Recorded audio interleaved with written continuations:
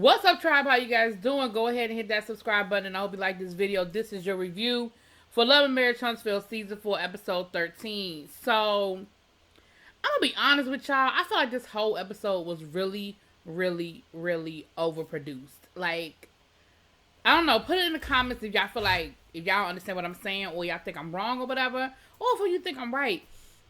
But a lot of this episode just felt really forced to me. It was just really produced. I don't know. We get there. We start this episode off. The guys are in Atlanta. They get to this mansion, and Melnika is there. First of all, I'm glad that somebody told Melnika the right way to put that Gucci belt on, because last week's episode, I ain't bring it up. But girl, the belt was upside down. Even to the point where I was like, and this is my problem. Why ain't nobody tell her? Cameraman ain't tell her. Martell ain't tell her. Ain't nobody pull her to the side and tell her, like, girl, go fix your belt. Anyway, so she got the belt on. She look cute now. She look cute. So she is there, and they done rent it out. They keep talking about this big old mansion, this big old mansion, this big old mansion. That's great, Martell. So happy for you. So they get there, and the guys all check in. They let their wives know they got there safely, and, you know, how nice the house is and all that good stuff. Here's my first problem. Martell has, like, this, I guess it's a private event, because I thought it was the wine tasting, but it's a private event.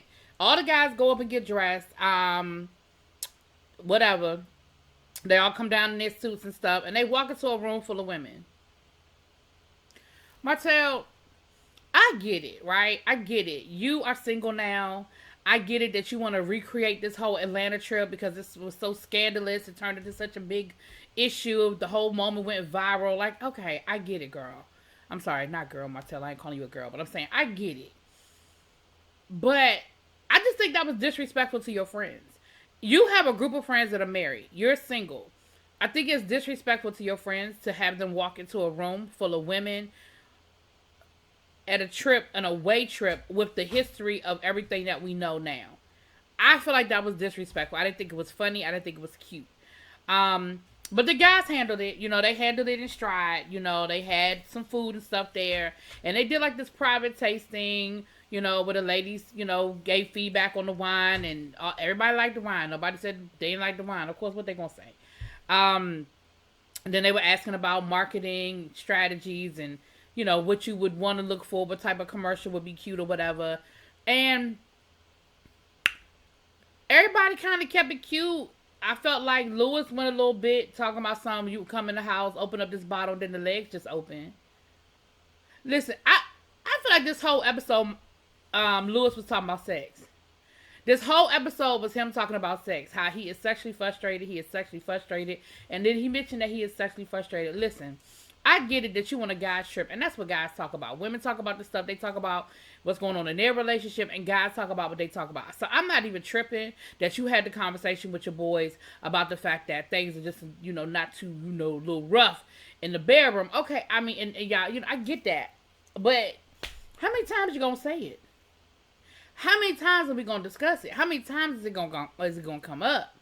And then Lewis said something about, you know, later on, talking about Tiffany being open to new things. So, of course, Marcel asked him out. But when somebody tell me, you know, open to new things in the bedroom, I only think of one thing. He ain't said, but I thought he was talking about a threesome. And he was like, I mean, I'm just wondering how he got Tiffany to agree to that. Maybe I will listen to some advice by him.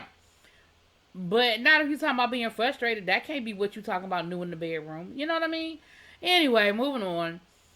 So, later on that night, the guys go to the strip club. And I mean,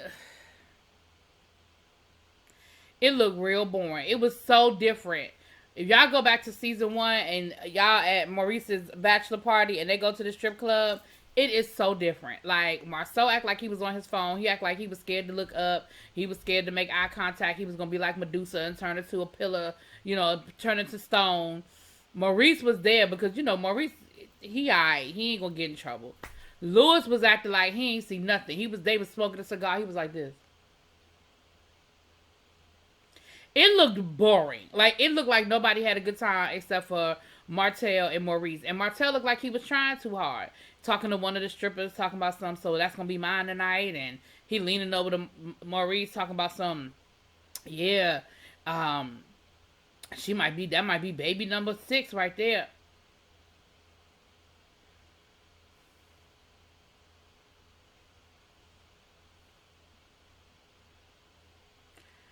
It just seemed real forced to me. I don't know. Now while this is going on, we got a whole situation with we got a couple of they spliced the ladies in. So the first conversation we had, let me tell y'all something. We had Mel and Tiffany down to the boutique. That might not be the first conversation, but whatever. Mel and Tiffany down to the boutique. Let me tell y'all something.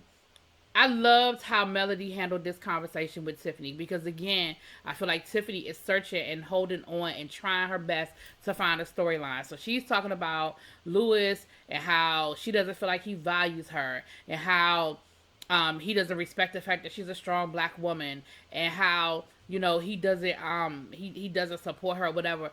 And Melody was like, "You think that? You really feel like that about your husband? Like, you really feel like Lewis doesn't respect the fact that you're a strong black woman? Like, well, why don't you go talk to him?" And then she was talking about the whole, again, sex thing. And Melody was like, Melody, that's a red flag. Melody be like, "Rrr."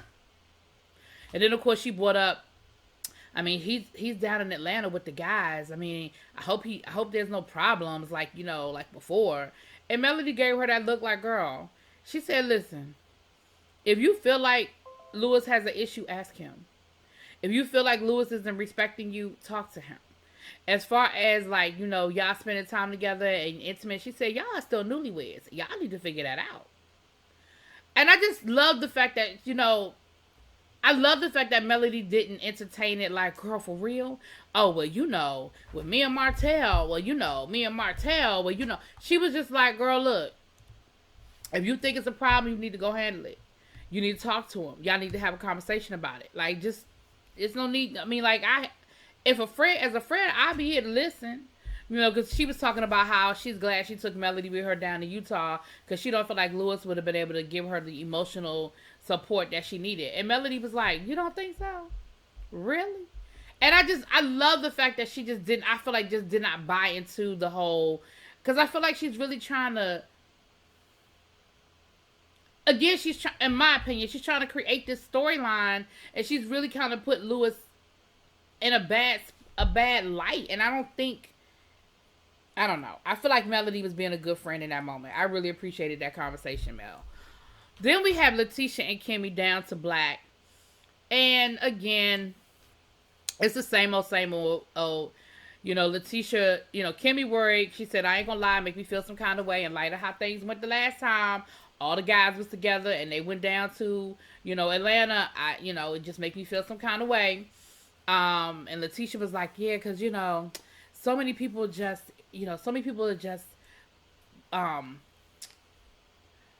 bring us the drama and bring us the bad news and bring us the bad stuff. And I just try to ignore it and I don't understand it. And, I ain't gonna lie, it's been really, really hard.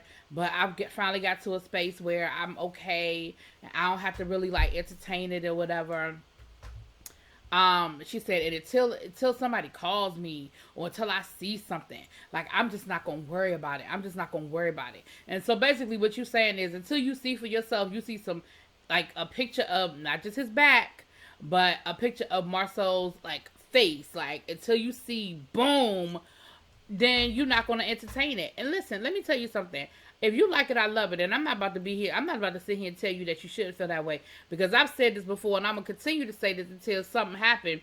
Because that little back shot don't do it for me. And the reason why I say it don't do it for me is this. If you had time to take that back shot, if the man was really asleep, right, he's laying on his stomach, it looked like in that picture that he's asleep. If he was really asleep, then you could have got a better picture. If he was really knocked out, then you could have got a better picture. If you was really trying to prove that it was Marcel, you could have took a picture of his shoes. You could have took a picture of something to let us know that is Marcel. That's how I feel about it. That back shot don't do it for me. I mean, does it look like it could be him? Okay, sure, but it could be anybody else that has his body type and that's bald. So I'm kind of with Letitia from the point of view of, y'all have been on this show for 5 years at this point. I mean, off and on, hiatuses, whatever. It's been about 5 years at this point, give or take. At this point, I'm not saying that he don't have none out there. But if no one has come forward with any type of concrete, all these blogs that will pick it up, all these Facebook groups that will pick it up, hell, you could just send it to damn Miss Wanda. In my mind, I feel like I'm with Letitia on this one. Until you put something in my face, definitively, I'm not doing it. Because the one thing she said was, a lot of families get destroyed off of rumors. And she's right. You know, people can call Letitia stupid. I'm going to get off my soapbox in a second. But people can call Letitia stupid all they want. But at the end of the day, what we don't know is what happens when those cameras ain't rolling. What we don't know is what happens behind closed doors. And honestly, at the end of the day, until somebody, if I'm Letitia, until somebody bring me something and I know that that's my husband definitively with another woman definitively, and I can tell that, then, I mean, that's it. That's all. I'm going to keep raising my beautiful family, living my beautiful life with our beautiful businesses, and I'm gonna keep it moving.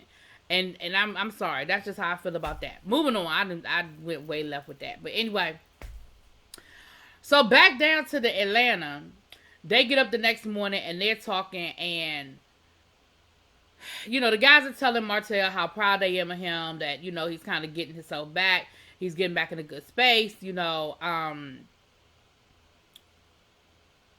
and they were talking about Martell just being in a better place, you know, moving on, moving forward, being a better person. Because somebody said something about being the person you once were.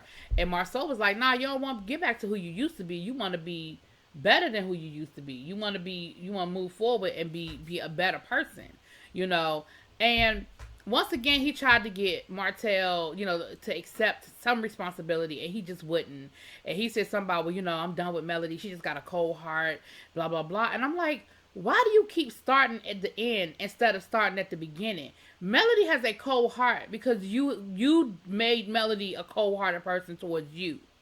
Like, again, there are two sides to every story, but what we know definitively, what we know to beyond a shadow of a doubt, is that this man continuously cheated on this woman to the point where he had a baby on her. So I don't know why you don't understand why she cold-hearted. Like, at what point was you thought she was just going to get over that and be like, well, I know you got a whole nother baby. And I know that there's some women who can get over it and deal with it. But Melody, I feel like Melody gave you time and time again, chance after chance after chance, to try to make things right and come back to your family and make your family work. And you just continuously basically push the envelope because I think you never thought she would leave you. I really think that, and a lot of men do that they feel like all I gotta do, you know, buy some presents, say I'm sorry, and wait her out. She gonna take me back. And Melody had done that. Time and time again, they had worked, they had gotten back together. And this time she just isn't. So for you to make it seem like, oh, she just cold-hearted. Yeah, she cold-hearted towards you. She's not a cold-hearted person. She cold-hearted towards you. And Marcel was like, you know, I think that Martell's hesitation of taking any sort of responsibility is because he feels like he's never been validated in his part of, in where he feels like he was wronged in this. He feels like there's a part in this where he was done wrong and nobody validates that. So he doesn't want to take any responsibility for what he did because he'll feel like it invalidates what he feels like was done to him. And I think there may be some validity in that. Like, I can't accept, I'm not going to say I'm sorry for what I did if won't nobody say they sorry to me about what I feel like they did to me. There may be some validity to that. Anyway, so they decide they're going to go to the rage room, right? They go down to the rage room, and they're getting out all their frustrations. And so Lewis tells him he's sexually frustrated. That's what he's raging about. Marcel is raging about his mother-in-law. Martell is just probably raging about Melody Child. Now, Maurice said he ain't really had no rage, but he going to rage for everybody else. But in the car on the way home, he starts talking about his frustration is with Monster, because he feels like Monster doesn't commit to anything. He said, you know, he wants to do all these things, but he doesn't go full throttle. He's not fully committed, you know, and I feel like I have to motivate him. I feel like I have to tell him. I feel like I have to make him, and I don't feel like I should have to do that. And all of the guys are like, dude, he's 14. He's like, he's almost 15. They were like, Marcel was like, okay, he's 15 years old. Like, he plays football, he plays track, he plays some other sport. And you're mad because I mean, when you say not fully, he's like, I mean, why am I reminding him about practice? And why am I doing this? And why am I doing that? Because he's 15. And I feel like, because I've heard Maurice say these things before, and I feel like Maurice is just a little too hard. I really feel like he's a little too hard. You know, I mean, even Marcel was like, Maurice, come on, like, for real, like, in all reality, he's a good kid. He does good in school. He plays sports. Okay, so he may forget his gloves sometime. Okay, so he may forget practice sometime. Okay, so maybe you gotta pull him off the video game to get him to do whatever, da da da da da. That is what 15, 16-year-old, I mean, he's 14. You say his birthday is coming up, but he's 14. So that is what 14-year-olds do. Like, you're expecting him to have the level of commitment. And I mean, there may be some 14-year-olds that are that focused, but he's not a bad kid because he's not. You know what I'm saying? So then Lewis, they got into a more in-depth conversation with Lewis about his sexual frustration. And the one thing, once again, you know, Marcel be saying some good shit. But the one thing Marcel said was, he was like, right now, because he was saying, well, it's not, you know, it's not something that's a problem. It's just something I'm a little irritated with. And Marcel was like, listen, y'all are in year 2. If you're irritated with it in year 2, then by year 4, it's going to be a problem if y'all don't fix it. If y'all don't figure it out now. Right? And he was like, well, we just kind of busy right now. You know, both of us are trying to run these businesses and we just got a lot going on. And Marcel was like, okay, well, can y'all do something to unbusy it so that y'all can focus on yourselves? And he was like, no. So my thing is, then it ain't that big of a deal to you either. If you're not in a position to change it, I don't know. Anyway, and then they were talking about Miss Wanda, and you know, Marcel was like, it really is a serious problem. He said, because at the end of the day, we have been able to block everybody else out, like all the bloggers, all the haters. We've been able to block everybody else out, but she's the one person that we can't block out, and she'll bring us the stuff that we're blocking out. She'll bring us the stuff that we're trying to get away from and trying not to acknowledge and trying not to bring into our space. And she'll acknowledge it and she'll bring it in. And that's a problem. So that's kind of where the episode ended. Looks like next week we're going to pick up with his actual wine tasting, which again, I thought that the last night with the girls, but I guess that was like a private event kind of thing. So we'll get into it. Y'all let me know what y'all think. Talk to y'all later. Peace.